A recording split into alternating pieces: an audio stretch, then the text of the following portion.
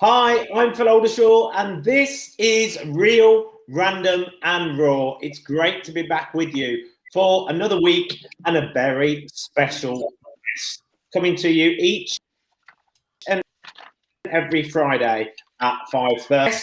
Lined up for you today, but before we bring on today's guest, let's welcome my partner online, the lovely James Forrester from Barrows and Forrester. Hi, James. Hello, Phil. How are you? I'm good, thank you. Where are you? Is the question? Oh, there you are, down there down in the box. Sorry, hang on a minute. Let's do a little bit of adjustment here. There I am. Here I am. How's your week been, my friend? It's all right. It's all right. It's obviously been full of the news of my favourite two people over in North America. But apart from that, it's all been good. Yeah. Well, look, we'll save that until we get our guest on, and we'll throw that one in there. We'll get some thoughts around that. Hogging the news, isn't it? Absolutely hogging the news. What about the property world? Yeah, very good, very busy. Obviously, with that stamp duty extension, a lot of people getting the transactions completed now. Obviously, a lot market's very buoyant. Best time to sell, best time to buy, best time to borrow money. As I said the other week, the budget was definitely for property people for once. But it's great. It's great to see people's dreams come true if they're upsizing, downsizing, getting their first time home. I think it's very good, and it keeps the economy going. So at least there's some good news overall.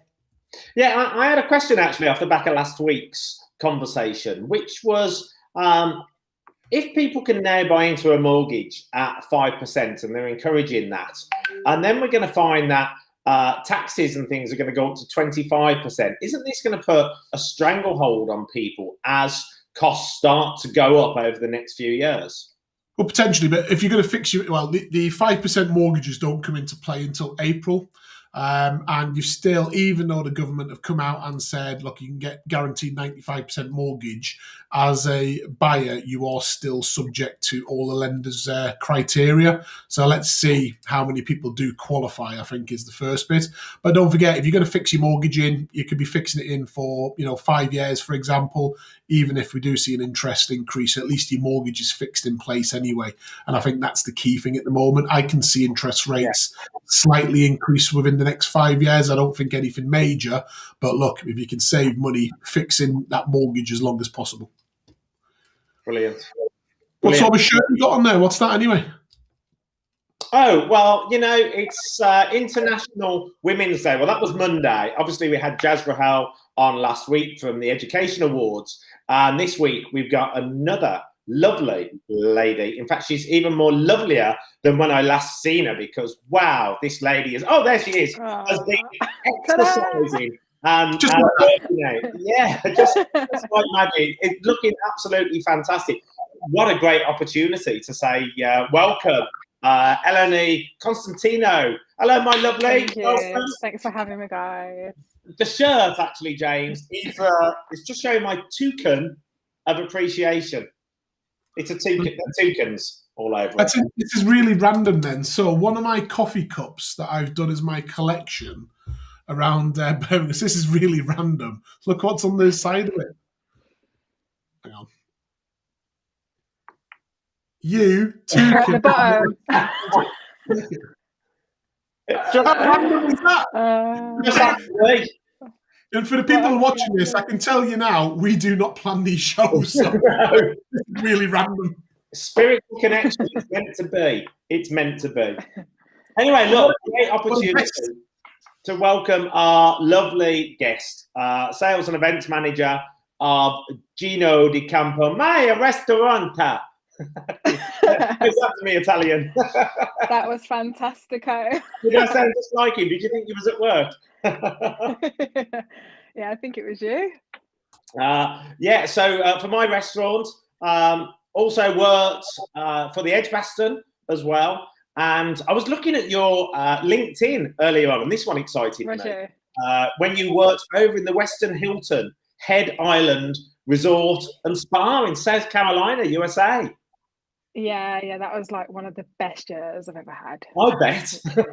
Yeah. Were you actually on an island? So basically, I really wanted to go to New York. It was for my internship. But as an intern, you either got to work front desk or banqueting. and I wanted to do neither. I didn't want to do front desk because I just found that boring. And banqueting, I'd done that since I was like 18 at the time. So with 3 years experience, I just wasn't interested, but it was all you could get. So I was like headstrong on New York.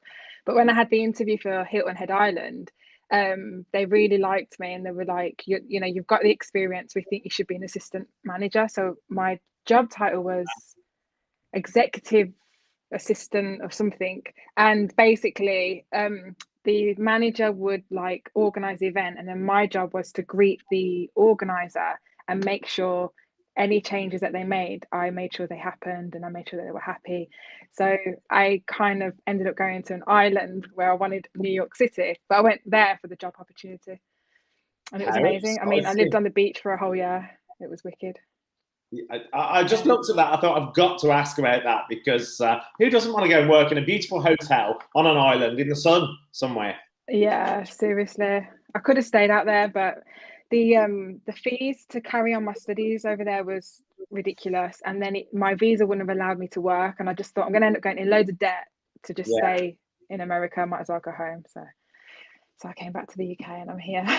Well, look, James and I have been excited about having you here. You're part of our International Women's Day, or should we say International Women's Week. We started last week with Jazz for Health and the Education Awards, and we've got you here. We thought we'd sandwich in between the Monday. So it's great to have you here. You're a networker in the city, like crazy, in normal times outside. Yeah, and that's one thing I miss about hospitality. Networking just isn't the same as it is in person, don't you think?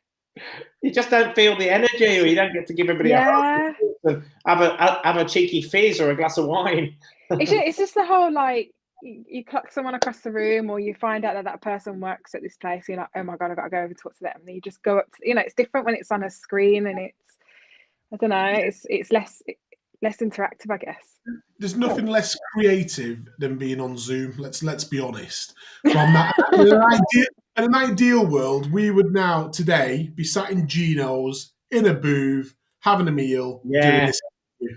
Yeah, or in like the private room at the back, or in the green room downstairs, or something. Okay, well, I'll just make a note of Gino pictures around us. Gino will be cooking himself for us as well. Because they're real random and raw, so we only expect the best. With a nice piece of swordfish. I love the swordfish in Gino's. There's many dishes. Mine's a tuna steak. Oh, tuna steak there. I had the tuna steak too. Yeah. So I love meatballs that have no meat in them. The arancini is really good. And it's strange because every time I'm there, because obviously I go to Gino's quite a lot, and it's interesting because I always like especially when there's a new member of staff, and I'll have the meatballs with no meat in them. They go, we don't do meatballs with no meat for a start. And I went, you do. I have them every time I'm in here. And I come in here probably once every week. No, we don't. And then all of a sudden, like one of the regular staff would be like, we know what he wants, don't worry. Yeah.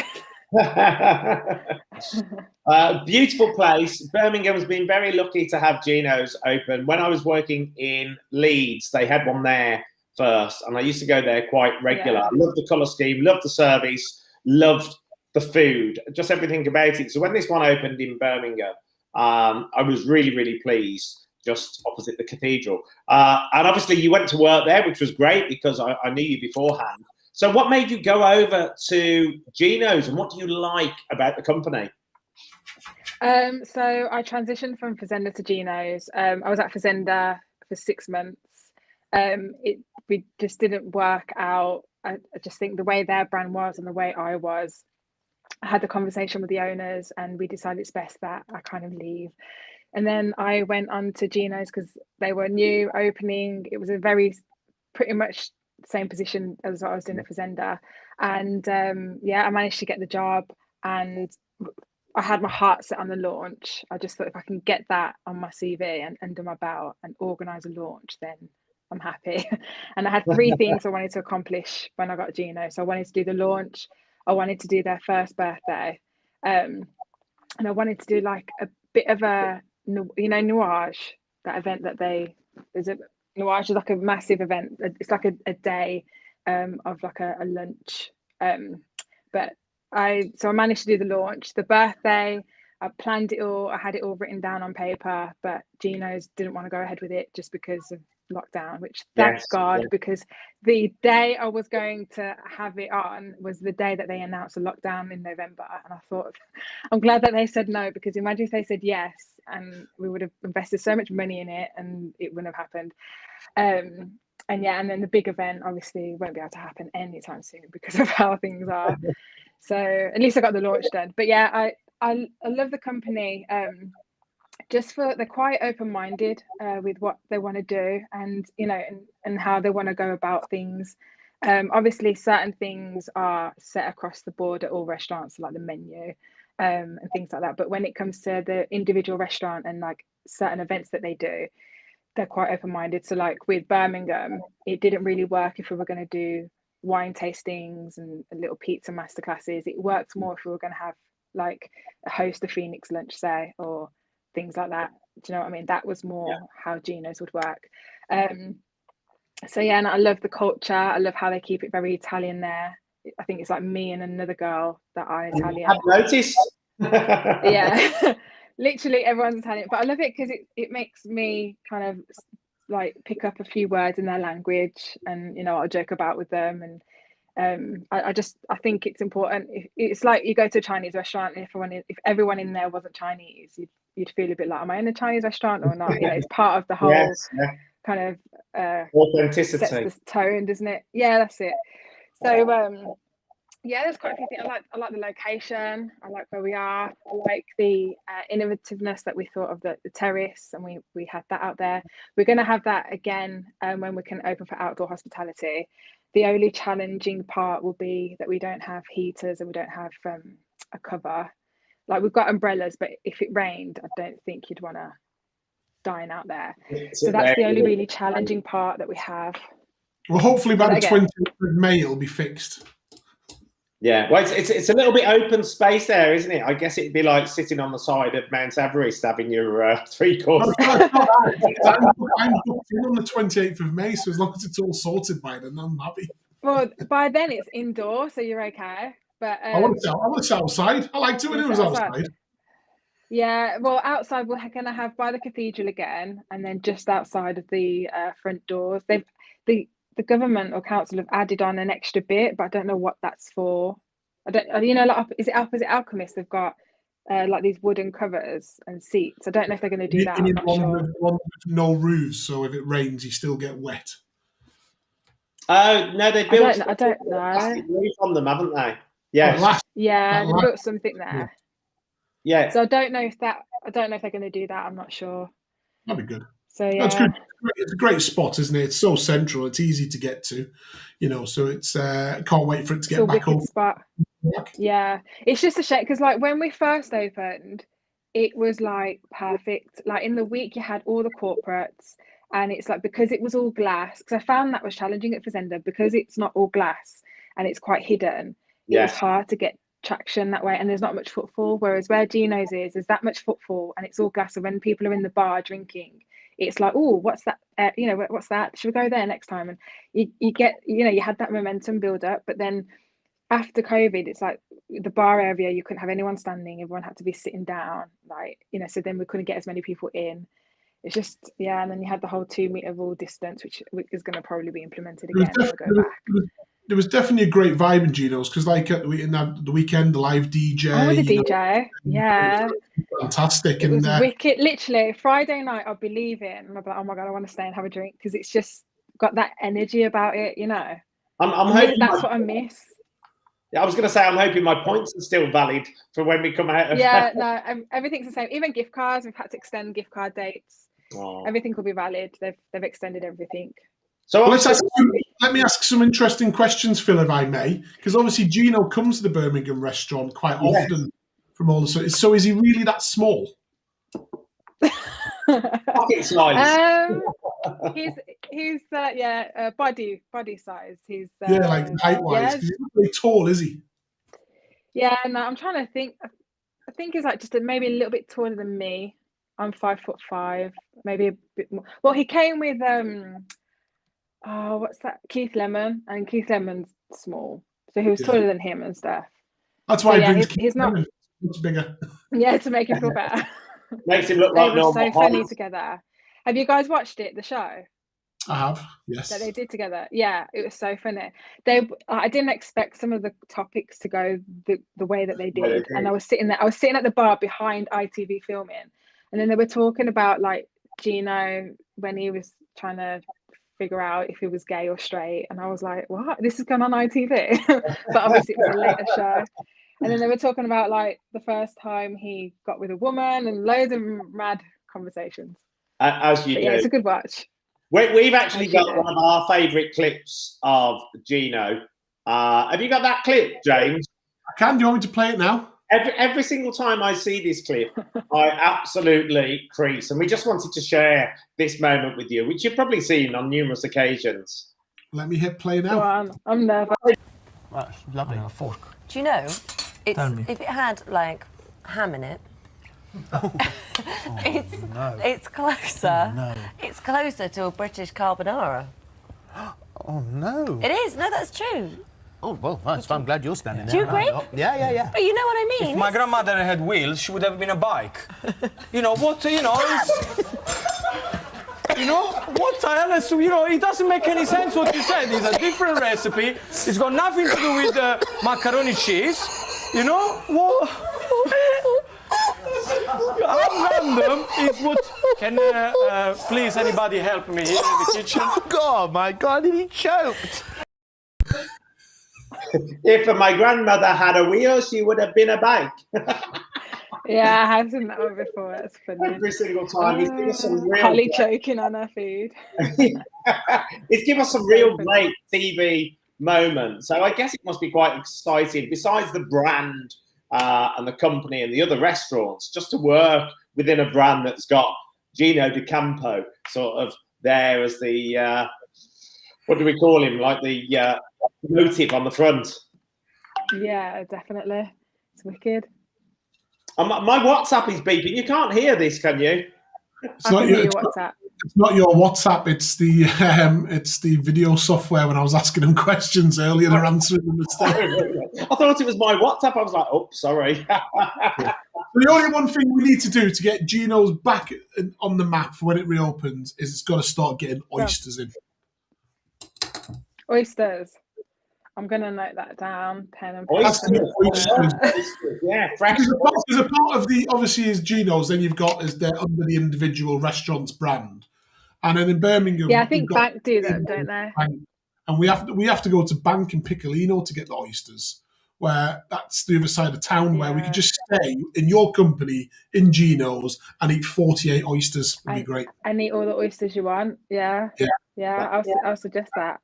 Fantastic. Well, do you like oysters? Because obviously you're of Cypriot origin, which is Cyprus, for those that are wondering. So is that something you brought up on, oysters? Fresh fish? No. Yeah, fresh fish, yes. I mean, give me calamari, give me the lot. Oh, I don't do mussels. Calamari. Oh, Calamari. Okay. Yeah, mussels and oysters, no. I remember I tried oysters once. And I was like, how do you eat it? And they were like, you literally just swallow it. And then I had it and I was like, well, what's the point? You can't chew it. You just swallow it. Like, no, they're not for me. James is like, no, I like oysters. They're for me. Actually, we digress slightly, but I was once in a restaurant in the St. Paul's Square and they did huge rock oysters. And I remember being on a table with about a dozen people. And I had this tray of oysters, took it off the ice, done that, and the oyster was so big it was sticking. It was sticking out the top, and I couldn't swallow it, and I couldn't chew it, and it was just like stuck there, and everybody was pointing. Yeah, probably one of the oysters are like they're like that food that I've like lost all my like nice words to use, but they're that like delicacy. There we go. That people eat, and it's like all posh, and they have it with their prosecco, and I like the idea of it. But I don't like. It's like I like the idea of when people have a hard day and they go home and have a glass of wine, have a bath. But I'm not that person. I'm more like go home, have a cup of tea, and chill. Like So oysters give me that kind of. I wish I was into them, but I don't. Oysters, best thing ever. I could eat them every day. I'd probably fall asleep in the bath and drown, to be fair. So it sounds a bit risky for me. So this is interesting because obviously being Cypriot, I'm going to have a stab at the dark here. You're from South Cyprus, Yes. which is technically Greek. Yes. It gets So confusing, doesn't it? So you should hate the Italians, really, because didn't Rome invade Greece? But then you could say I should hate the Turks because they took half the country. No, I'm just saying it's great that Rome invaded Greece, but now you're working for the Italian. So it's quite interesting now. Listen, as long as I get paid, I don't care. You know. There'll be a new European exit going on here by the time we finish this show. The only thing growing up was do not get with a Turk. You cannot get with a Turkish person. So I just grew up being like anti get with a Turk. I mean, I don't have any Turkish friends, but if I did, it's not like when I meet people, I don't. Some Turkish are like, oh, you're Cypriot, and there's like that awkwardness. But me personally, I don't have any feelings towards it. I don't know. I just grew up with I can't marry one. But then I grew up that I can't get with a black guy or anything or Asian guy. And my partner's mixed race, so there we go. It's the same as me coming from Newcastle. We're brought up to hate Mackems from Sunderland, so don't worry about it. So it's it's one of them. So Phil, what's been in the news this week anyway? What are we talking about? What's hot on the press? Well, listen, I guess there's a very good link. We'll come back to hospitality shortly, but I guess that's a very good link actually into the news that's just won't stop giving, will it? Harry and Meghan and Oprah. I know. Did you guys watch it? Yeah. I haven't watched it yet. Yeah, I'm watching it tonight. I was working last night at Gino's and it was on, and I really wanted to watch it, but I'm going to watch it tonight. I'm so keen to watch that. Well, it is a bit of a revelation. It's not as hard as I thought it was going to be, and just is what it is. I do actually feel for them both, but I think what I found more entertaining was Piers Morgan on the television the following morning, walking off when he was quizzed about having a go at Meghan and the fact that she cut him off from her life and didn't want to communicate with him, and that's why he keeps having a go. Did you see that, James? No way. It's still ongoing. So they've had a Twitter spat since that as well. And I find it interesting because I think there were some really valid points from Alex Beresford, whatever his name is. Yeah. Very valid points. But I think he forgot one thing. And the one bit that I picked up when I looked at it was he was like, every morning we have to sit here and listen to him, Piers Morgan, between 6:30 and 7 o'clock, berate people. And it's like, but that's why people tune in. So without him, the show. So if he decides to walk, ITV have got an issue on the hands. So I think very valid from Alex. Great to step up and point it out because a lot of us feel like that. Unfortunately, if you're not careful, you might just write your P45 at the same time because the star of the show is Piers Morgan and he knows that. But at the same point, he has to respect, obviously. I think when you're on national TV, I think you do have to be a little bit more careful with your comments because he is a household name and some people will take every word out of his mouth as gospel, regardless if it's full of shit or not. Yeah, exactly so. So, you haven't seen the show, so it's difficult to ask you, really. But do you have any thoughts on it, Eleni? Well, it's a bit hard because I spent some time watching a documentary on Diana because I never really. Yes. I keep away from the news, and I'm not very good at remembering things either when I watch certain documentaries and stuff like that. But I wanted to watch Diana because growing up, my mom was a big fan of her. Like she used to have these like plates with pictures of the royal family on, and obviously now that Meghan's in the family and them going to America, I just thought there's obviously a reason behind it. But I think it's mental how much goes on that we don't know about.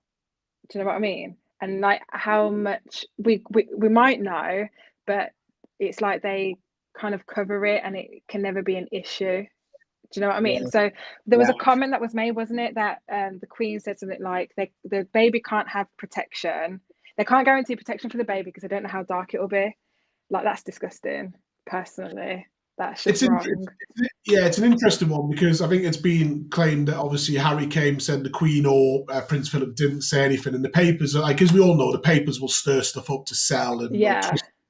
But as I say week in, week out, because obviously they've took their headlines for weeks now, and Phil knows me quite well on this and my feelings. I just think you can't go on a talk show with the biggest talk show host in the world by far, complain about the media and say it's one of the reasons we left the UK was because we didn't feel we had any privacy. So let's go and talk about it, knowing this show's around the world. But before that, we'll go and sell all our rights to Netflix and sign a multi-million pound deal for that. And at the same time, we may as well have a go at podcasting on Spotify. And at the same time on that, why don't we just move to one of the most paparazzi unfriendliest places on earth? And I just think, there's obviously some real genuine things there that are genuine on it. And there's obviously concerns and there's issues and things that we'll probably never, ever find out. But I just look at it and go, you can't come out and say all this stuff when you're doing it yourself. And also, if you're going to come out and go, somebody said something about, about maybe the colour of the baby or whatever it may be, well, come out and say who it is. Don't, it's not a thriller, it's not a suspense, it's quite a serious topic. So don't leave it to we're going to wait for part 2. If you're going to make an allegation like that, I think you've got to come out and say, well, it was such and such as well. So it can be investigated and it can be stopped at the same point, because otherwise no one actually knows. And we're all left in limbo on it and we haven't got any further forward. I slightly beg to differ. In fact, I vastly beg to differ, but I'll just keep it. I'm going to ring her now. I'm going to ring her. I want to get her on. Hang on a second. Get her on the phone. I'll just relate to... Just Google her, and I'll just tell everyone that I didn't Google her. Obviously, Harry went through the whole experience of what happened to his mum. He's fully aware of what happened there. We all know from what we were told or from what was fed out from different sources about the issues that she had, and she was shut down within the royal family.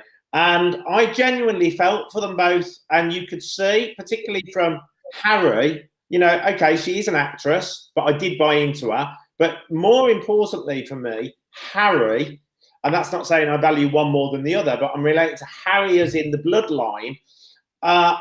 He was genuinely uncomfortable. And the reason why he wouldn't mention was because this is somebody close to home, either his brother or his dad, that said something. And he couldn't say that. But what he did say, and what they both did say, is they were uncomfortable enough to want to move away. They wasn't getting the security, they wasn't getting the money to pay for security from their family, etc. And it was safer for them to move. Now, let's be realistic. Once you come out of that royal situation, you've got to look for income streams. And I think it's a wise move of them to go on television and to get the Netflix shows and everything else. Because let's be realistic, they do have a child. It's a mixed relationship. And there's lots of questions. And I just went on social media after that show and I saw so much. It just makes me disgusted sometimes to be associated with certain people on the planet, because some of the negative comments that were definitely racist style comments were just awful to read, and people just shut it down. There was people giving nasty comments that hadn't even watched the show, and you think, how can you comment if you haven't had a perspective on it? I think there's a difference when people are being nasty and they're bringing race or just coming out with just general nasty comments in general. I think if people are, well, I'm one of them who says, well, I don't see how they can go on national TV and sell out to Netflix and this, where there's an unseen clip that's been aired this week that was on Oprah, where Meghan's actually said everyone has a basic right to privacy, but you're doing the exact opposite. So I think there's a catch-22, Phil, because I also think on this, and how I think, it's not just about this. There's plenty of other people like this where let's go and talk about climate change, and we're gonna go to wherever in the far ends of the world, and we're gonna promote it, and the media's gonna watch us. But I'm gonna do it by private jet, burning more, carbon than ever before. You digress slightly, because the thing is that the difference is when you're in royalty, you're sent off to do your chores, your tasks, your jobs around the globe. The difference that they have now is they manage their own diary. and that's what comes from going, I'm going to call it self-employed outside of the drop the titles then, and then make a clean break. Drop the titles and make a pure clean break. No one can complain, but you can't drop. They're still holding on to the Duke and Duchess, aren't they? So drop everything and then go and do your own thing. Perfect, great. The thing is, you can't take his blood out of him. Sorry, Eleni, we go off on a tangent slightly. No, I find it interesting. Keep going. I like it because you both got two different opinions. Yeah, indeed. We'll beg to differ and we'll move on. This is what we did last week. But you can't take. Anyway, they're going to be old news next week because COVID will be back. Because at the moment, it doesn't exist. COVID still ain't gone nowhere. COVID's still here. It's not while this is going on. I can't find anything in the papers on it. It's got apart from the big news. Big news on this week, which is going to be great for hospitality because I think this is one of the biggest clear signals that we have seen. The Nightingale hospitals, including Birmingham's NEC, will be dismantled in the next 3 weeks. So surely that's one of the clearest signs ever that we're not going back. This is it. Well, wasn't that just the biggest sham anyway? Eleni, what's your thought about the Nightingale hospitals being dismantled that were never actually used?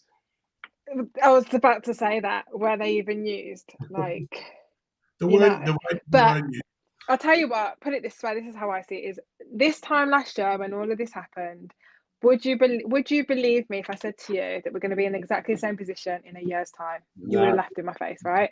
And look at where we are. So I think something high up there has done all of this to get something out of it.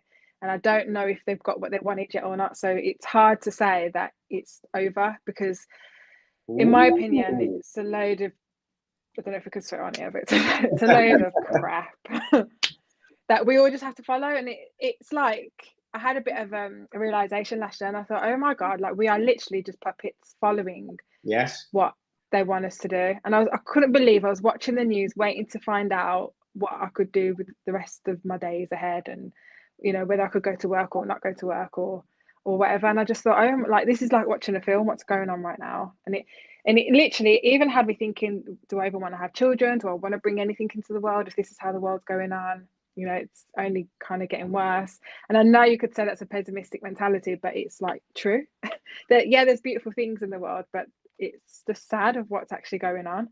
It is interesting. How it's a really good, because people have changed the way that they think during this. So it's a very important point. Like you're saying there, even thinking like, you know, do I want to have kids, a family and things like that, it just shows that on a mental strain that actually the government probably don't realise that people are going through and thinking about, you know, do we want to still live in this country? Do we want to move somewhere that's got more freedom? This is, you know, there's loads of different things going on. And I find it, and this is where I think the media is quite interesting because at one point, Nightingale hospitals are closing. Obviously, they weren't used in the first place, but you're thinking, well, the fact that they're closing them down shows that that's it. You know, they're saying they're not needed. There's no longer, the NHS is under no pressure than it needs, so we can get rid of them. And then on the same day that we're hearing that, you've got Tweedledee and Tweedledum who stand next to Boris going, oh, there's going to be a third wave and lockdown will happen in the winter, but it won't be as bad as last time. Well, hang on a minute. Lockdown is bad no matter what. Yeah. So it doesn't matter which way you dress it up. But I know this is close to your heart, Eleni, because as well as doing a great job in Geno's when it is open and getting people like me drunk at events and things like that, you also like to do something else and have started to be a very entrepreneur fitness person. Yes, so I started my own online coaching business, if you like, last August.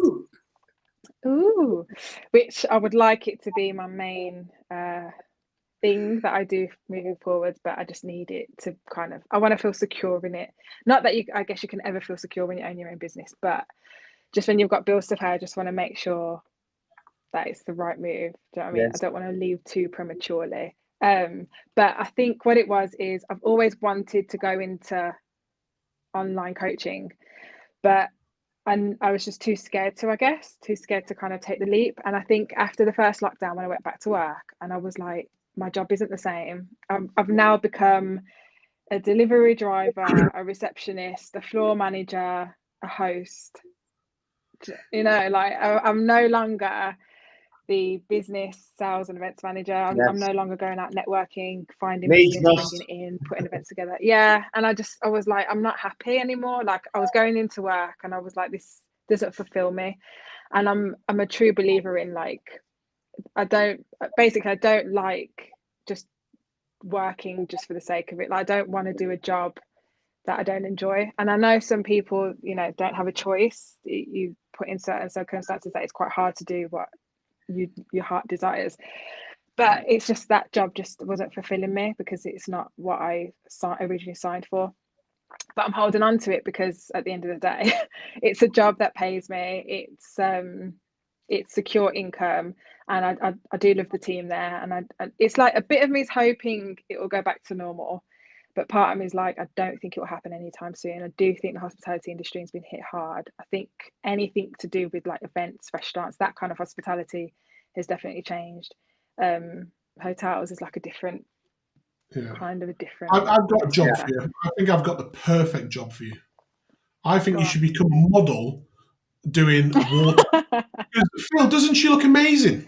Well, when you sent me that picture and said we've got Eleni on, I was like, what's happened to Eleni? You look incredible in that picture. And all this has taken place. Obviously, you used to do fitness before and you used to train before, but all this has changed during lockdown again. What do you mean all this has changed? When was that picture taken? December. Yeah, so you've been working through lockdown, because before lockdown, you were beautiful and you were radiant, but you wasn't looking like that. Not that I saw you behind the counter like that anyway, but... Yeah, no, so basically, that I prepared for a photo shoot. So my coach took me on a diet, and they call it a mini cut. So the way it works is you do an off season. Off season is where you grow muscle. To grow muscle, you have to be in a calorie surplus. To be in a calorie surplus, you put weight on.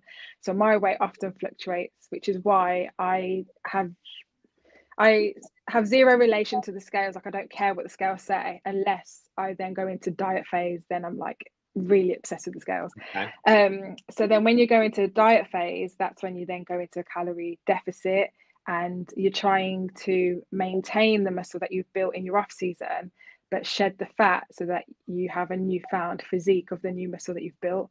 And in competing, you have different categories and different levels of physique, say. And it goes, so you have like bikini, then you've got bikini train, then you've got like figure, and it all kind of changes as you go. If I just become the main screen. Yeah. Well, look, I want to show you off. You look amazing. Thank you.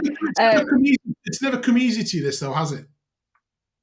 No, it hasn't come easy. So growing, so basically, if I start from like childhood, my mum had an eating disorder. Well, oh no, she doesn't really have it anymore. So she had an eating disorder where she would binge eat heavily. And I grew up seeing that, and it's like I wanted to go the complete opposite way. I was like, I don't want to mimic that. So my mom got to a point where she was a size 24. She got told if she didn't do something about her weight, she would end up in a wheelchair. Yes. So growing up, I had to see that, and then she managed to lose all her weight. She got the gastric band. She went down to a size 8, and she's now got rid of the gastric band, and she's now I coach her where she does my HIIT classes, and she checks in with me every Saturday and tells me her weight, and I amend her food plan. But she's kind of a client, but not a client. I just watch over her and make sure she's okay. But of course you would do. It's your mum. Yeah, and she was like, Eleni, I want to feel like I'm in control, and I want to lose a bit of kilos. I put weight on over lockdown, so I help her with that. But anyway, growing up and seeing that, and then as well, growing up, it was very like, eat whatever your heart desires. The food went in the middle of the table, and it was like, you help yourself, and then when you finish, it's like, no, have more. And that's quite a lot. And I'll never forget inviting a friend round, and my mum went out to the garage, and my friend was like, Eleni, I can't eat all this. And honestly, I remember it was a bowl of spaghetti bolognese, and it was like heaped over, and I looked at it and I was like, just eat what you can, like my mum won't get offended, I promise. And then I remember going around to another friend's house, and they served me the food, and it was like a few chicken tenders, a bit of salad, and some grapes. And I went home and I was like, Mom, like, what was this on my plate? And she was like, it's just different. You know, she's like, Eleni, you know, English culture is different to Greeks. We do this and they do that. And it just, growing up then, it's made me realize how, you know, how much food was like a thing. Anyway, my parents divorced when I was 18, and my coping mechanism was to purge. I fell into this habit of being sick. I realized 3 months in that I was bulimic. Tried loads of different methods to overcome it, struggled massively. And then when I graduated when I was 24, I went and just joined the gym. I moved to Manchester. I was working for the Marriott at the time, and they transferred me to Renaissance Hotel because they couldn't give me a full-time position in sales or in marketing or events. Yes. So they transferred me to Manchester, and I got the full-time job in events. And then that's where I was like, right, I'm going to go gym. No one knows me here, so I don't care what anyone thinks or judges me on. I'm just going to start learning. So I then found like my way through, you know, eating better, training and all of that. And a year in, a lot of people were like, you really should think about competing. Like you're very regimented, you do so well, like think about it. So I looked into it, and I went to a few exhibitions. I spoke to different athletes. I went to a few bodybuilding shows, and I was like, yeah, I think I'd like it. Let's try it. And and I competed for 2 years. I still suffered with bulimia though. Like if my coach was like, tonight, go have a free meal, like I'd panic and I'd be like, oh my God, like I've got freedom with what I want to eat. And then like my mind would go crazy. Wow. And I'd like eat so much and then be sick. And it would just be it was very unhealthy when I did that. And then I remember I tried to do another competition and my body wasn't responding. I dieted for 18 months and my body was just like, no more. Like my period stopped. My body fat wasn't going anywhere. So I just took a step back, focused on myself, and got better. And then that's when I was like, right, I would like to now that I understand how my body works and the benefits of food, and I can identify that I'm quite good at picking up if someone's got a problem, an eating problem, you know. So what age was this? You started to get to grips with it? It will be 3 years this September that I stopped being sick. Wow. So about when I was about 26, 27. Yeah. I got to grips. So I originally stopped in like May, and then something happened and I let it trigger me. And I remember eating and making myself sick, and I was like, what did I do that for? Like it didn't, you know, when it doesn't feel the same. Yes. It's like the release wasn't the same, and I was like, I'm over it, like this is done. So 28th of September this year will mark 3 years since I've been sick. Wow, that's incredible. Yeah. You know, when we talk about inspirational women, for you to have been on that journey, to have that experience and to have got through it, and now you look incredible, your energy, you've always been great at networking, which we'll come on to in a moment. Yeah. Just that energy, and now being able to do that in fitness and help others. You're a great advocate. Well, I'll tell you what was hard is, imagine food is what you need to survive. So it's like when someone has a drinking problem or some other kind of addiction, it's like, I know to them they need it to survive, but like to actually survive, you need food. So that's what I found hard. And then also I've always been in hospitality, from 14 working in my parents' bakery that they had at the time, to then at 18 working at my dad's fish shop, to then, you know, moving on into a coffee shop. And I struggled to get anything on reception, anything like that, because I had no admin experience.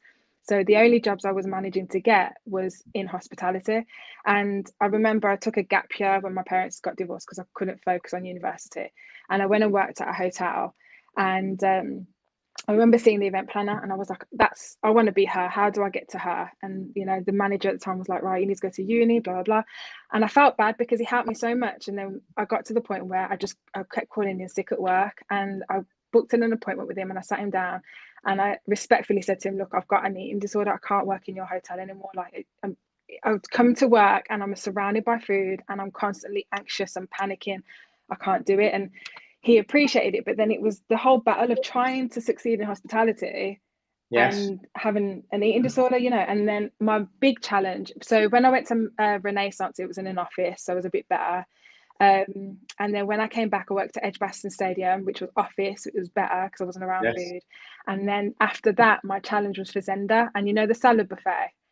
And I used to think, like, because it's like you still can have these battles in your head. I don't have them as much anymore. I might panic here and there the odd time, but it's like nowhere near to what it was. But when I remember being at Fazenda, and I was like, I could easily go ham on my lunch right now and then go be sick. But I never did it because obviously I was over it then. Yeah, but that it was salad just, buffet you still have that. It was something else, that salad buffet. There was so much going on there. I can completely understand why. You're not the only one that would have had that issue. I can see myself doing it. It's funny. So yeah. But now you're obviously helping others as well. So you're, you know, after your own battles as well, to show the entrepreneurialism and you know, it's helping others with their own battles and getting them fit. I always say, someone who's overweight, you pretty much, there's a relationship with food. You know, whether it's you're upset or when you get stressed, you go to food. So with my clients, I try and help them kind of break that relationship down. So if they get triggered, I help them understand what triggered them and then how to find other ways of coping with it instead of going straight to food. Because it's like you fall into this cycle, don't you? Like, you go to food because you're unhappy, and then that makes you unhappy, so you go back to food, and it's like this vicious cycle. So like, I had this one client, and she was like, Eleni, you know, that's it, we're gonna do this. We've got so many weeks until till Easter, and then I'm gonna eat like my body in chocolate. And she thought I was gonna be like, oh my god, yeah, like, let's do it. And I messaged her back, and I was like, absolutely not, I'm not supporting that. I'm not supporting you counting down to Easter to then eating food that makes you unhappy and is the whole reason why you're investing in me. No, we're not doing it. And I helped to like find a different way of having a countdown. I was like, how about a countdown to feeling good and looking in the mirror and liking what you see? How about a countdown to losing so much weight? Or how about a countdown to a dress size? Not a countdown to eating the food that made you unhappy. Like, no, I'm not supporting it. And she had this whole like, oh crap, like, Eleni's right. And change the mindset. Change the mindset. So with the whole online coaching thing, it's not just about hitting a certain weight on the scales. It literally, you see self-confidence skyrocket, and it's so nice to see. Like, when I see it in my clients, where they'll come to me thinking they just want to lose weight, but within that, they end up building confidence in their work. You know, they end up attracting different people around them. You know, that the whole outlook's more positive.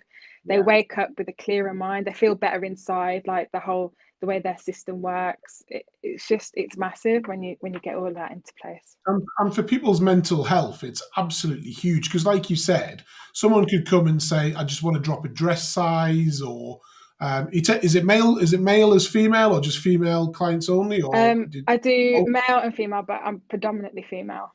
So dress size or a waist size, for example, that you know, people are looking to drop. But like you say, it goes bigger than that, because that could have such an influence on work life, because you're feeling good, you know, just that self-confidence that can ooze through, you know. And actually, well, James, you know, when you go to the gym and you have your workout, don't you, you're like, yeah, I feel good now. Yeah. And you're like, that wet patch, James. I know, it's hot in here. It's hot. I saw that. I was like, get it down straight away. But it's true. Because fan him down, Phil. Fan him down. But it's like, now here, like, I can tell here, like, this was a shirt that I would have worn, and it would have been like literally like stuck, and like the man boobs, like not the nice ones, the horrible ones coming through. And where now I can wear it, and I'm sort of like, yeah, looks all right now, yeah, good. Yeah, and you feel like nice, that. And I'm not vain like that. I can't look in the mirror and go, oh, I like what I see, because I've always battled that myself. That I've always looked in the mirror and just gone, I hate what I see. I've always been big for a person, always battled with weight, and I don't help myself because of, you know, kebabs and fish and chips and pizzas and booze. And in the property world, it's very difficult, because you are surrounded by events. Typically, it's alcohol fueled and snacks. And they're all healthy snacks. You know, you never see a nice avocado, some Vita biscuit coming out, to give to you. Celery and hummus coming around on a tray. So it's always a cucumber. and it's hard.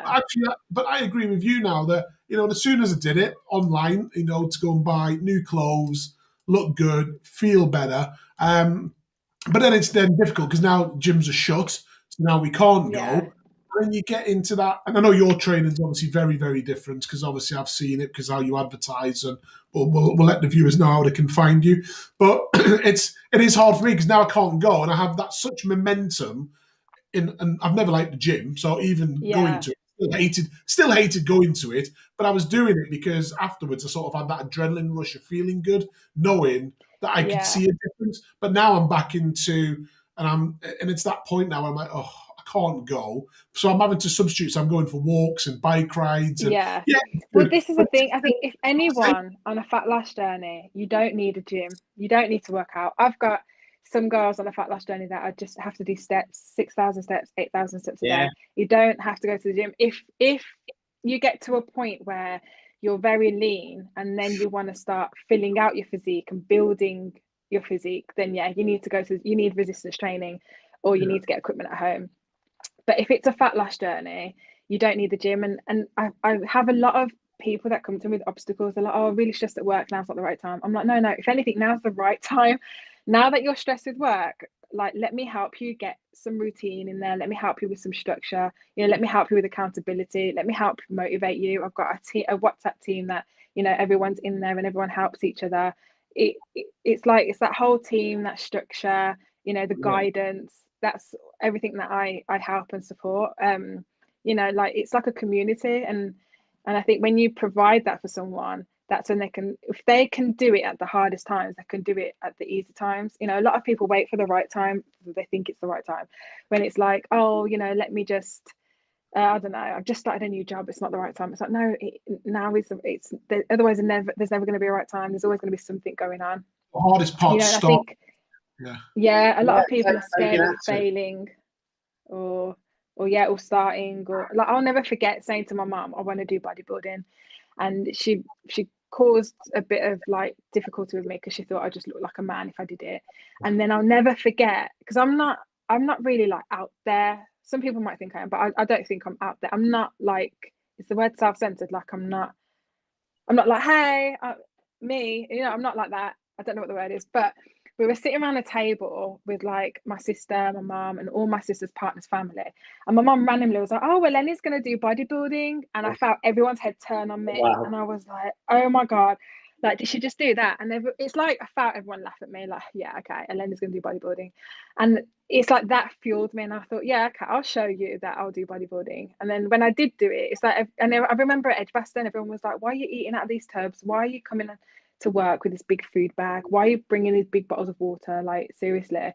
And then when they saw me do well and started like winning shows and stuff, then they were like, okay, so what do you eat and how many times you train and what you, and I was like, now you want to know. Now you believe what I do. Now you want to know. And now you're like, yeah, now it costs you to know. Yeah. So what are you doing? So what are you doing online, Eleni? Are you doing it on Instagram? Are you doing it on Facebook, or do you do it on private one-to-ones? I promote myself on Instagram. I've only recently started on Facebook, just putting it out there, but I'm not as consistent on Facebook as I'm on Instagram. I'm trying to figure out how to link the two so that everything I put on Instagram goes on Facebook, but my phone's being a bit weird with that. I'm in the process of building a website, mainly because I do HIIT classes, and I'm starting to do group calls where once bi-weekly we'll have a Zoom call where anyone who's got questions or concerns or wants to run through anything or whatever. Yes. I want to be able to upload them on the website, so there's like a members area. So I'm working on that at the moment. And then I've been very quiet on LinkedIn. I think when I'm ready, I'm going to, oh, my little Instagram's on there.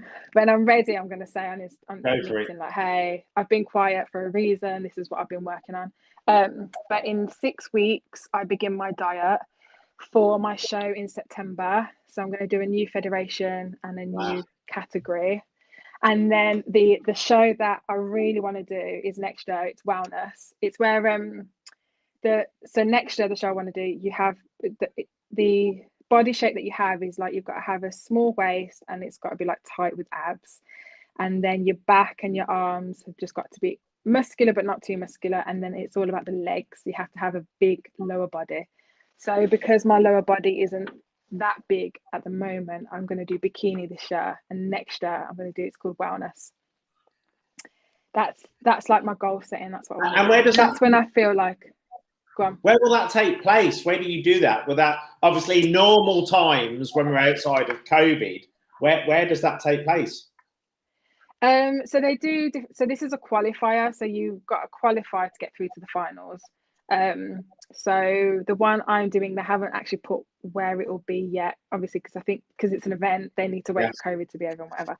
But it should be in the UK. I don't think I've got to fly anywhere. And then next year, I've got no idea. They normally announce them in January, but I don't mind if it's abroad. I'm easy.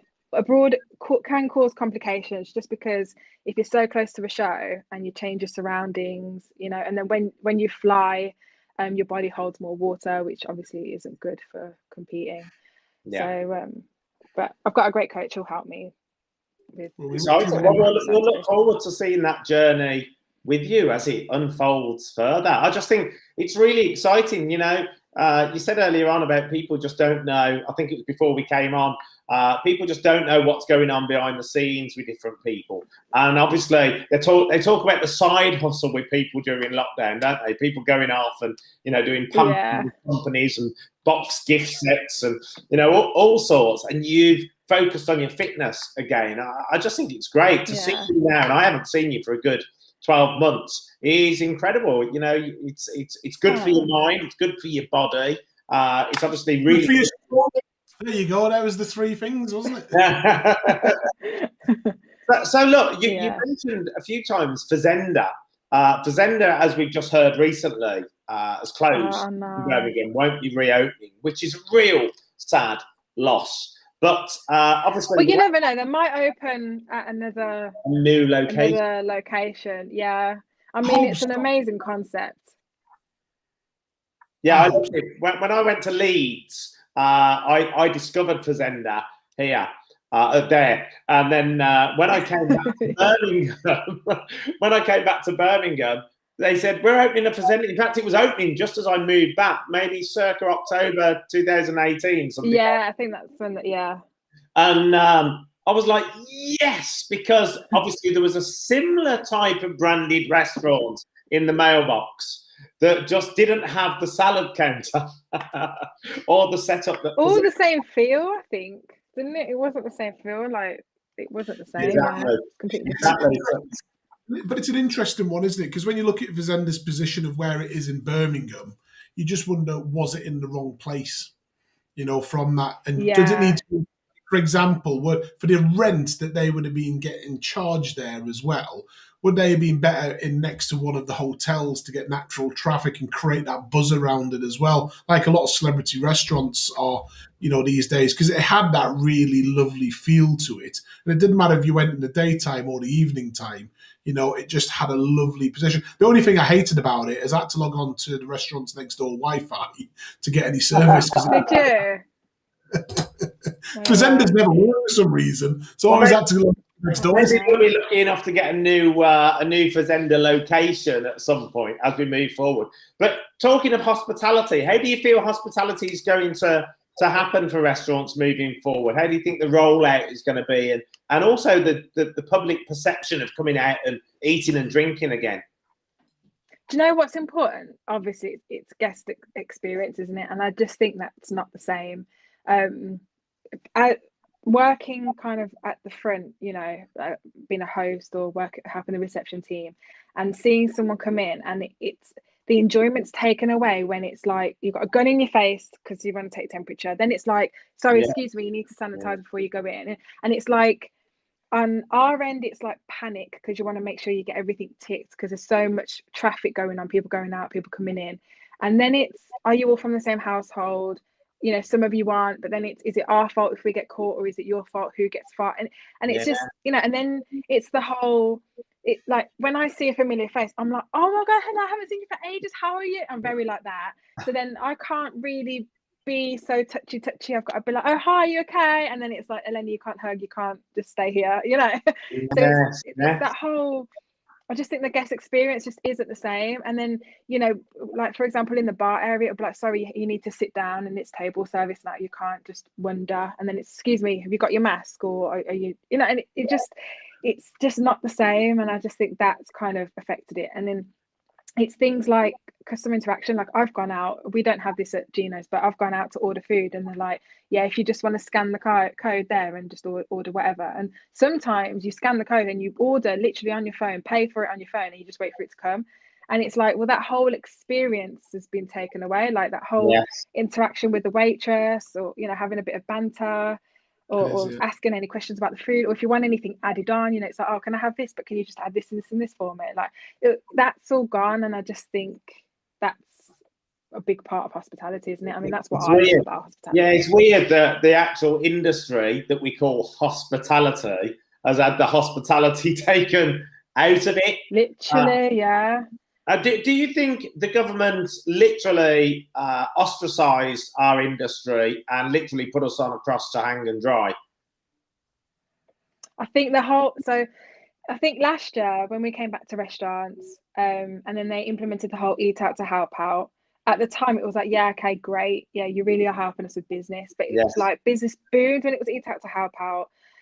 Kind of brought in maybe some guests that we normally wouldn't have had if we didn't have eat out to help out, and probably guests that some would return because some had never heard of us, say, or experienced us, but you did come because of the eat out to help out and then have come since. Some that only came just because of the kind of discount that you get. But then after that, I just think when we saw a rise in COVID, and well, if there was a rise in COVID, that's another argument. But when we saw a rise in COVID, it was the school kids. It was a what? It was the school kids still going back to school, nothing to do with hospitality. Well, yeah, and then they tried to blame gyms as well, which was ridiculous. But yeah, so I just think the government they might think they've helped, but I don't think they have helped. But then I also don't think they've helped in where they scaremonger people on the media, where I've literally had someone come in with gloves on, a mask, and they're like, look, I've booked for this date, can you show me where I'm going to be sitting? And I'll like say it's 2 people, so I'll show them a table of 2, and they're like, no, I want the booth. And I'm like, I can't give you a booth that fits like 6 people on a Saturday night. It's just no. And then but then you're trying to be hospitable and understanding, but then you're also thinking, well, it's business, and it's just, you know, it's just really that sounds like it was my mum.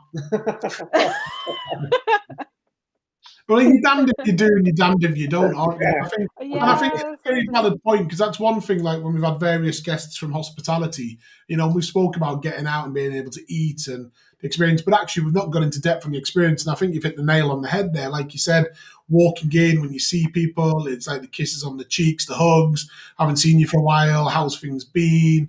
Oh, great, I'll tell you what, now I know it's you, let me get you a different table. You know, and it's all that experience. And I've said it coming back, that I think that if restaurants that don't have that type of experience or hosts or level of staff that can provide that service will really struggle going forward, because people will start to will expect it and will want to enjoy it more and more, where I think probably going into this, we liked it, but we took it for granted. Now we will actually really want it more and more, because, you know, we'll appreciate it a lot more. And if you don't provide it, I think you'll probably just end up disappearing, unfortunately, because you're run of the mill, and people will want more, because they just like it. It makes them feel good. Doesn't matter if you're going for a business meeting and having a meal, or if you're going out with friends or family on an evening.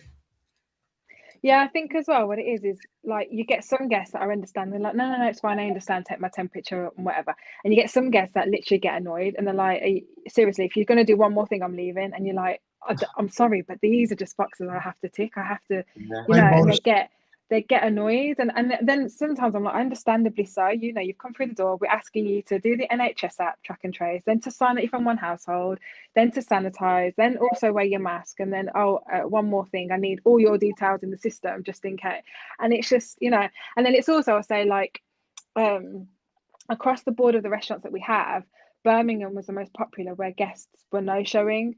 And I just thought, they're not helping hospitality. You know, you're moaning that restaurants aren't opening, but then you're not helping us. Like, I had one guest that I called her and I was like, hey, you know, you've got you booked in, are you still coming? And she was like, oh, do you know what it is? I've booked, you know, another 2 restaurants. We haven't quite decided. And I was like, well, you're going to decide now. Are you coming to Gino's or not? Because I'm not saving you a table and you not turn up that I could have filled, and I can't guarantee someone's going to walk past and come in, like, you know. And so then when that trust is broken, we're then having to take deposits, but then it's scary because it's like, what if tomorrow they announce, you know, lockdown, and then you've got to give all this money back.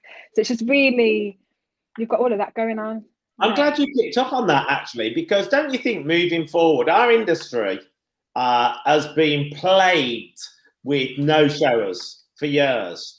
And don't you think it should become a standard that you book a restaurant? Yes, okay, the occasional walk-ins, but you book a restaurant and pay a deposit for turning up, because I've worked in this industry 30 years now, and people are rude and they'll just not turn up. That lady was honest to you, saying, oh, I've actually 3 places, I can't decide where to go at the moment, but I won't turn up for 2 of them. But that's where I was brutal, though, because I was like, you can't do that.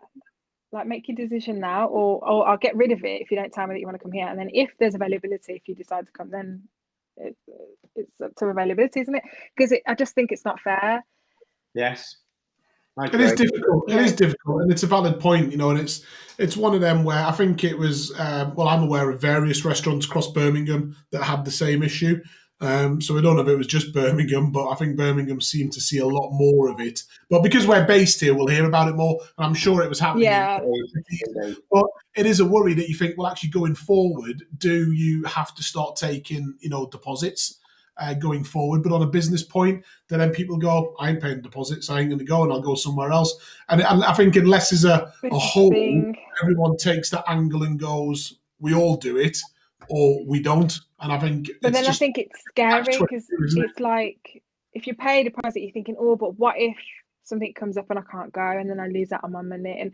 And so it's like, I understand both points, you know. But we normally take a deposit, like if it's say if it's a Saturday, we take the deposit on a Friday. We take it the day before. We don't always take it unless it's a really big booking, which we can't do now. But saying that, if you're going to go and do it just before, you'll still turn up. You'll still go on holiday. Yeah, that's true. Eleni, so International Women's Day. Now, it's amazing that we have this day to celebrate powerful, successful women that are making their way in the industry. But it's weird because as somebody that's grown up surrounded by women, and my mum was a PA to the head of Compass Services for many, many years. So she was always pretty strong in business. And I've never related to women anything but being strong in business, and being equal is the other thing.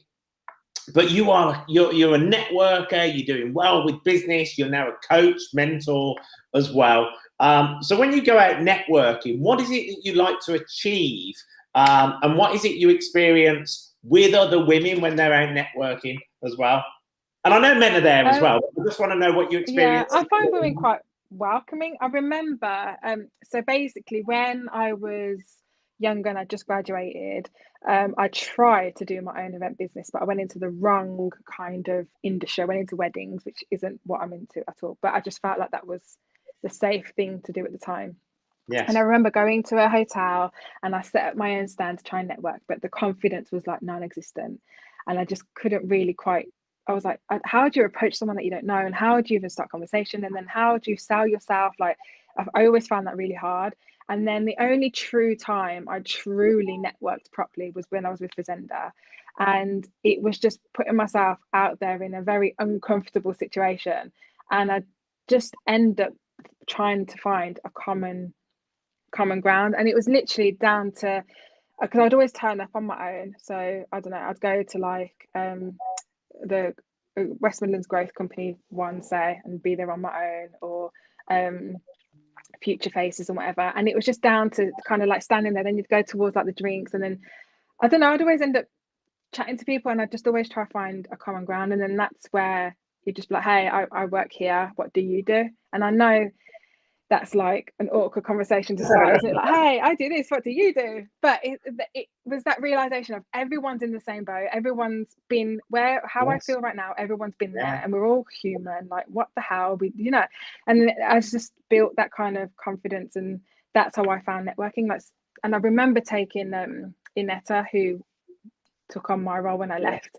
And I remember her asking me, like, what do you do? And I was like, literally, you just go in there and you just, whoever you lock eyes with or whoever you're next to, just start talking to them. Because at the end of the day, it's a networking event. We're all here to network and to see how we can work together. Or if you can't work with them, you try and find a connection to help them work with that person. You know, like, I don't know, if you were looking, say, Phil, for a venue and Gino's wasn't your fit, I would be like, oh, but I'll tell you what, how about this place? And I'd be like, I know the organizer there, let me connect you. And then you'll remember me then. And that was like my tactic to trying to meet people, become known, you know. And then obviously when I moved to Gino's, everyone like kind of wanted to get to know me because I was the one that was organising the launch. So it was like, I need to get to know Eleni, I need to know Eleni. And that really helped me, you know, get my name out there for people to know who I am. You know, so that's kind of how I found networking. I mean, it is daunting, but I just feel like surely everyone feels some kind of anxiety or nervousness. You know, it is daunting, but yeah, that's how I grew my confidence, I guess. It's interesting actually that you sort of set that that task of just communicating with people, because one of the things we used to do with shaping people for hosting networking events was to have gimmicks on the table, like a bowl of chocolates or something like that, or do a competition. And then I would say to the team, I'd be like, right, go around every table that's there and ask them if they want to enter the competition, introduce yourself, say where you're from. And then when I used to do management development, we used to do exactly the same. But what I used to do with management was it used to be, right, see those 3 people over there, I want you to go over and introduce yourself as the manager on duty. And I want you to find out 3 interesting facts about those people over there. And that's what we used to task them. And literally just throw them into the deep end. So it's interesting. Yeah, and I think that's the best way to learn though, isn't it, really? If you just get thrown in and just, you know, because like I used to have to report on what networking events I went to, who I'd met, where they work, how we can do business together. I used to have to do all of that. So the fact that I had to report that back, I was like, right, you're going to have to go to these 3 networking events this week, and you're going to have to do this, this, and this, if you know, because that's what my job entailed. But it's like I'm glad I did it because it made me more confident. And it's like I see it as if I can stand there and sell another company and represent that company, then it's built up the foundation of doing it for what I'm trying to build for myself now. You know, why should I stand there and represent someone if I can't stand there and represent myself now? Do you know what I mean? But that can always be daunting because it's like it's yourself, you're selling you, and that can be scary in a way. That's life, though. Do you know what I mean? That's what we have to do in life these days, especially with social media. You know, it used to be try and get your 15 minutes of fame. Now you can't get people off social media selling themselves for selfies and this, that, and the other. Well, then it's a bit like an interview, isn't it? When you sit there for an interview in a job, you've got to see it as I'm trying to sell myself amongst all these other people that probably would have gone for the job. Just like Gino's, I remember thinking, I've really got to like set the bar high here. I've really got to show them that I'm what they want, and anyone else that they've seen that I'm the shit. You need me. And I remember being in that interview, and obviously that's where you sell yourself, isn't it? It's like, well, I do this and I do this and I know this and I know that and I can do this for you and I can do that, and you've got to do all of that. And that's where it kind of comes into play, because it's just like networking. You know, why should someone like talk to you or connect with you or want to give you their business card? You know, because it that holds value, doesn't it? It's interesting because you think it's how we really met was through networking. So it's interesting. It's how we all met really was through networking. Yeah. So how powerful it is. But don't lie, like, because you're not walking in there going, how do I network? You're walking in going, I can lift you up over my head. And do you can now, yeah. How did you know that was going through my mind? You will take my business card. But I know some people that, like, I've seen some people network and there's no personalization. Like they'll literally be like, here's my business card. And I'm thinking, well, who are you? Like, and then it's like I've got no care for that business card, because I'm thinking, well, you didn't take the time to talk to me. You just gave me a card thinking that's networking. I'm not interested, kind of thing. You know, and then I've seen some people that are really hot on it. I was never this person, where they'd have a list and it would have the name and where they worked, what table they'd be sitting on. They'd go to the table setting, they'd write it down, and they'd go and hunt them down and be like, I need to talk to you because you work at HSBC and I need to get in touch with. And I used to think, you're a serial networker, you are. Like, I'm not that hardcore. Almost like a stalker. I'm a bit more like go with the flow. Like, I remember my manager, she used to be like, so who's going to be there? Have you written down who you want to connect with and why you want? And I was like, no, can I just go there freely, no pressure, and just be excited that I've walked away and met like 6 people. So, you know, like I'm more that style rather than the pressure of, you know, some people would different, but like, well, you don't make the most out of it or whatever. But I guess everyone's got their own style. Moving forward, as we start to come out of lockdown, what are you really looking forward to doing? A, in work, and B, in your personal life. Two things. What are you really looking forward as we come out of lockdown?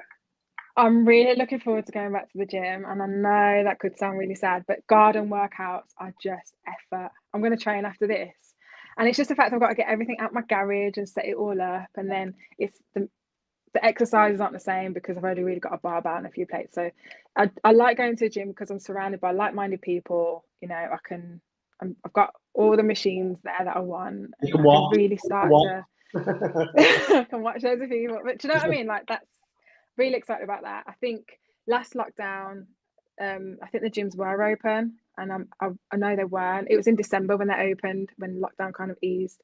Yes. And I was like, I don't care about anything else as long as I can go to the gym. When that's taken away from me, I struggle. So there's that.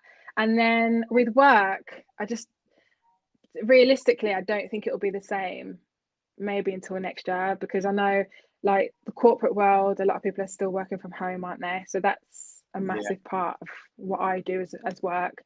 So yeah, I do think that's why I've been like, right, I need to do my own thing, because I'm not patient enough to just wait around and wait for it all to go back to normal. Yeah. And I don't know if, like, I'm a bit like torn between it. Like, I've done hospitality since I was really young, you know, like working in restaurants and hotels.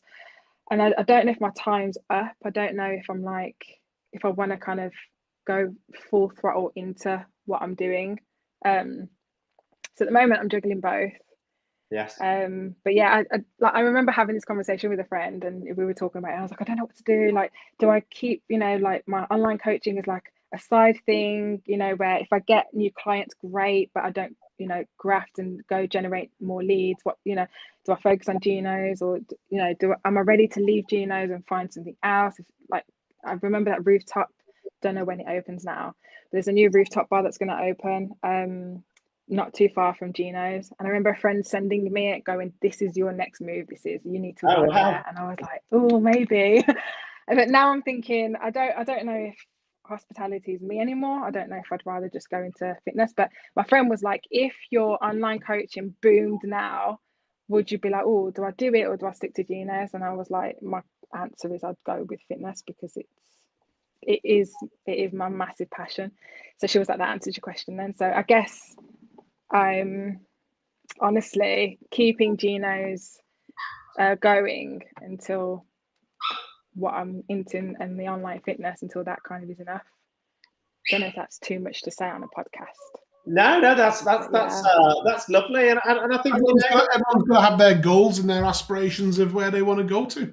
Yeah, and for a lot of people during lockdown, we spoke about side hustle right at the start. For a lot of people during lockdown, there's a lot of people in hospitality that have now queried the industry that they're working within. I'm sure other industries as well, but obviously we're connected in hospitality that have queried about where they sit, or they have taken up these sidelines, these side hustles, and said, actually, I'm quite enjoying this, or I like the freedom of it, or so on and so forth. But then you also get us staunch people that can't help but be in hospitality because it's in the blood. So you're excited to get back into it as well. I'm excited. It is an amazing industry, and I kid you not, when I'll never forget leaving Fazenda and putting it out there that I wanted like another job, and I'm looking at Geno's and blah blah, and the support I got, and I remember being really overwhelmed. So I was like, oh my god, like, it's just crazy, isn't it, through networking, who you can meet and how supportive people can be. And I remember going to a BNI and putting it out there that I was looking for work, and the support. And I was like, I don't even know all these people, but they're willing to help me and support me. And then going to another networking event, and I met this great person, and she was like, listen, we need to catch up. You know, I want to sit down and talk to you. I want to get to know you. And I was like, I've met a friend through a networking event. It's just I've connected with someone, and that's the beauty of it. But you can, you know, and yeah, so that's one thing. That's what I enjoy from hospitality that I do think has been taken away. Do you know what I mean? It's interesting, actually. So you talk about that. Birmingham is great for networking. One of the greatest places I've been for networking. I live here, but when I moved to Leeds, like they hardly had any networking up there. There was very little going on, and it wasn't, respectfully to people. There's loads going on in Birmingham. There wasn't a lot going on, and then when I went to London, everybody's so fast paced that you don't really get to meet anybody because they've got a set mind of what they want. They're like, no, I don't want you, I don't want you, I don't want you. But Birmingham, everybody really supports, communicates. There's lots of networking stuff in normal times going on. So it is an exciting city to be a part of, to get involved, to see what's going on in other industries, but to share energy as well. So I completely get what you're saying with that whole feeling. I guess for me, you know, it's important to mix with people like both of you. I've met through networking, really, out and about in the city. And James works in the property industry. You're in hospitality, and I'm in, well, a bit of everything, entertainment and hospitality. But you get a wide mix of people. Yeah, because Phil, I met you at, wasn't it the hospitality panel at Fazenda? Isn't that where I met you? Yes, it was. Yeah, when I just yeah,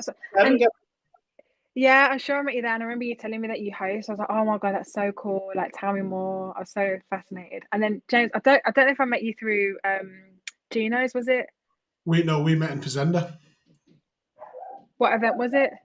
That's not dark. I don't know if you can hear it. I think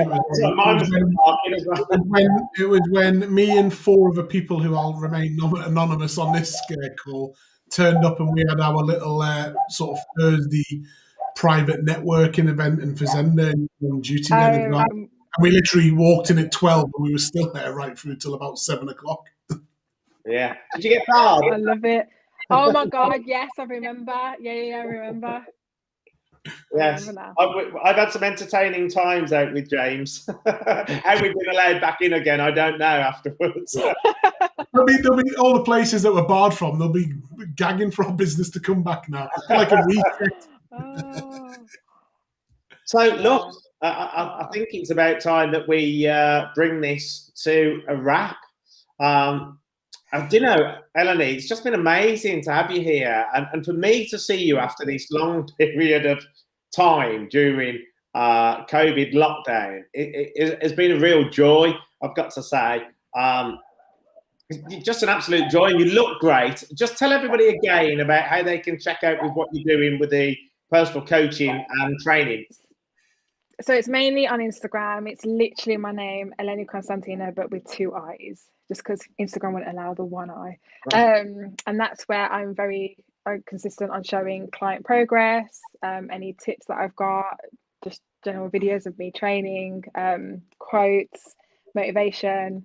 That's where it's all based. Super. And then with Gino Di Campo, Maya Restaurant, you're doing deliveries and takeaways? So we're doing delivery, we're doing collection through our own Gino to go. We've got our own little car that we drive around within 5-mile radius. We're open at the moment, and we will be opening on the outdoor terraces as of 12th of April. I'm sure that's the date. And then indoor hospitality, hopefully, if Boris agrees, 17th of May. You can book your table now. We're taking bookings provisional, and then we'll confirm closer to the time. Fantastic. And if people want to order some food, can they do that on your website, or that's through Deliveroo, or a bit of both? Yeah, you can do it through ginotogo.com. Literally, Gino, the number 2, go.com. Yeah. Yeah, call us for your favourite Italian cuisine. How was that? Yeah, I think I don't think Gino's got to worry about you taking over. No, No, he hasn't. I'd want to buy me tuna off you, or some spaghetti meatballs, or meatless balls, as James was saying. Yeah, meatless balls. Is there anything you'd like to say to everybody that's tuned in to see this lovely interview with you? Just thank you both for having me. I know it's a bit mixed because it's like Gino's and then my new fitness venture, but yeah, I do hope hospitality does go back to normal eventually. I think it will. I just think everyone needs to be patient, and I think it will take time. But I think it's amazing that people have stayed connected. Yeah, I think in the beginning with LinkedIn, it went really quiet, and it was kind of sad to see. But I think, you know, people are starting to build up the momentum again, and I'm looking forward to when things do go back to normal, definitely. But step by step, we'll get there. James? All good. Yeah, I totally agree. I think it's all about just getting back to normal. I think we're being told to be patient anyway, obviously by Boris. But I think 21st of June, let's just get back to normal. Let's start enjoying ourselves. Let's get networking face to face again and showing how great Britain is. Who have we got next week, James? Who's our guest? So next week we have a property supremo, very controversial figure, Russell Quirk. Formerly used to be the owner of eMove, that was a challenger against Purple Bricks, political commentator on various radio stations, and owns a successful PR company down south. Fantastic. Russell Quirk. Almost Russell Crowe, wasn't it? But not quite. Working on Russell Crowe, don't worry. Eleni. I've got a quick question. Yes. Sorry. Who thought of the name Real, Random and Raw? How did that come about? It came up between me and Jimmy Shabir. Okay. Yeah. They said I'm very raw and random. Like, I don't think before I speak a lot of the times, and what I'll say behind your back, I would say to your face anyway. So it's one of them where I'm not, and obviously I'll go off on a tangent with random questions. The real bit is the man at the top there. Well, I was the second choice as well. I think I was on James's random thought at the time. It was like, yeah, we could have that Phil Aldershaw join us as well. He's not doing much. And I randomly appeared. I love it. Listen, it's been great to have you here joining James Forrester and I, because your energy is great. You're the sort of person we'd love to have in Birmingham that is just a joy to spend time with. Obviously, I'm now going to check out your Instagram as well and try and learn some tips, because I've got to lose some. You were talking about the shirt earlier on. I put a shirt on to come onto this interview, and I just about did the buttons up, but it looked as though they were going to pop. so I had to go and change to the. But look, Eleni Constantinou.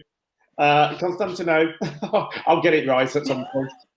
Listen, it's been great to have you here. Real. It's fine. And Raw on Thank Friday. you for having me. I look forward to seeing you both at Gino's again sometime soon. I can't wait to get in there. I can't wait. But I'm the same. Exactly what you said earlier on.